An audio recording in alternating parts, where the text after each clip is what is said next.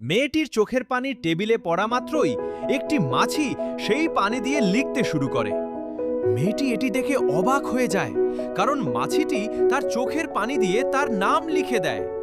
মেয়েটি বিশ্বাস করতে পারছিল না যে তার মৃত প্রেমিক একটি মাছির রূপে পুনর্জন্ম নিয়েছে। সত্যতা যাচাই করার জন্য সে মাছিটিকে হাতে নিয়ে জিজ্ঞেস করে, "তুমি কি আমার প্রেমিক?" এই কথা শুনে মাছিটি মাথা নাড়ে।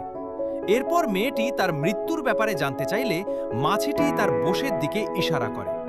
এটা শুনে মেয়েটি তার প্রেমিকের মৃত্যুর প্রতিশোধ নেওয়ার জন্য মাছিটিকে প্রশিক্ষণ দিতে শুরু করে। প্রথমে সে মাছিটির হাতে ধারালো ব্লেড লাগিয়ে দেয়। এছাড়া বিষাক্ত গ্যাসের হাত থেকে বাঁচার জন্য মেয়েটি একটি বিশেষ মাস্ক তৈরি করে দেয়। এভাবে অনেক কঠিন প্রশিক্ষণের পর মাছিটি প্রতিশোধ নেওয়ার জন্য প্রস্তুত হয়ে যায়। এরপর মাছিটি সেই ব্যক্তির বাড়িতে ঢুকে যায় এবং বিভিন্নভাবে তাকে বিরক্ত করতে থাকে।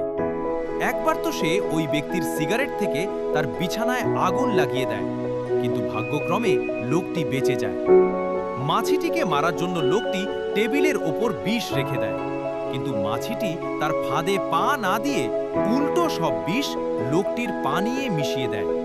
এদিকে লোকটি যখন বিষয়টি জানতে পারে তখন অনেক দেরি হয়ে যায়।